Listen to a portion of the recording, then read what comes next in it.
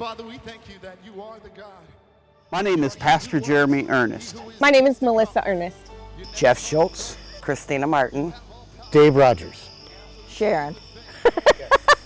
My name is Michaela. Jacob Campbell, Allie Ernest. All right. My name is Mary Millington. My husband Jeremy Ernest and I started Restoration Church in January of 2024. God had really laid a vision on our heart, and we weren't sure how to even get that started. Planning a church is not easy. It requires a tremendous amount of faith and trusting God for those things. And He has been faithful through that whole process as He has provided step after step that we have taken. He has been there to provide for us and to do amazing things in us.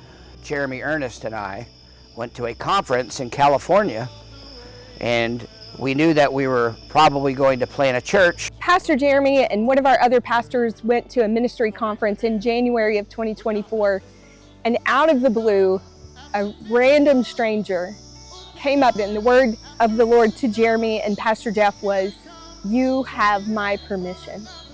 And from that moment moving forward, we have seen God do so many miracles. We even didn't have a place to even start meeting for church to begin with. Our first service was in my dad's shop that we built a while ago. Within a week of starting our church, the Lord provided us a fantastic location to meet. He started providing finances. He provided buses for us to begin ministering and pulling people from the community and bringing them to church. I hadn't been going to church, and it's like, I just want to go to church somewhere. And so she told me about a church her sister and her nephew was going to. I was like, okay, and they got a bus, they'll come pick you up. Okay. So many things have happened, miracle after miracle. There has been open door after open door that God has provided. God has been doing a lot in my life. Within the last year, I got out of a bad relationship and just had to learn to start over from fresh. I had nothing. I didn't even have a down payment for a house to live in. So through the church and Melissa and other friends and family, and God, number one, got me where I needed to be. Every day I sit in my car in the dark because I go to work at 5 in the morning, and I pray for Jesus to give me wisdom, to make the right decisions, to uplift those I come in contact with, just to focus on His will every single day. And I find if I don't take that time to pray in the morning before work, my day's a little chaotic and nuts. I am deeply involved in a ministry called Celebrate Recovery. We have one at our church.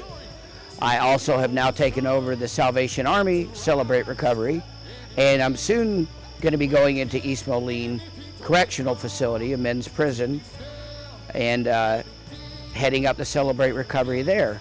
He is taking all these things that I've healed from, and things that I thought I was healed from, oh no, not yet. And still, it's like He's maturing me up. There's no end to that. There is no end to that. But He's just bringing all these things together, and He's refining, and He's honing.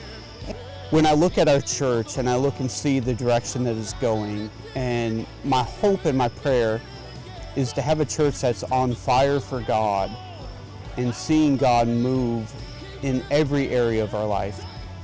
And not just have a church where you have a few people who are on fire, but us as a congregation and as a whole truly seeking after God and experiencing God in our services.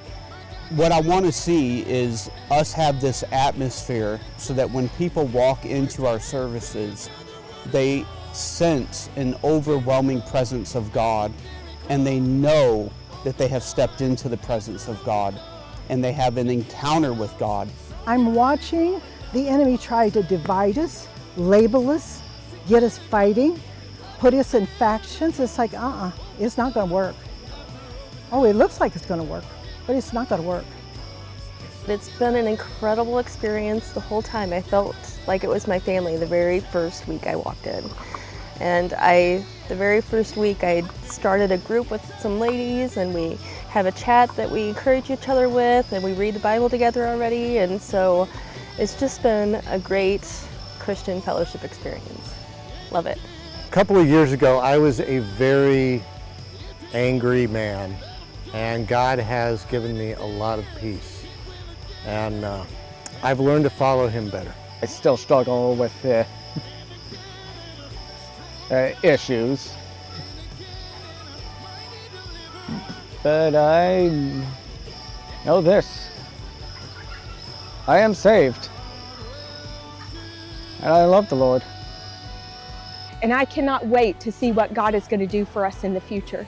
I know that this is only the beginning of what God is going to do, and we can't wait to see what He has in store for our church.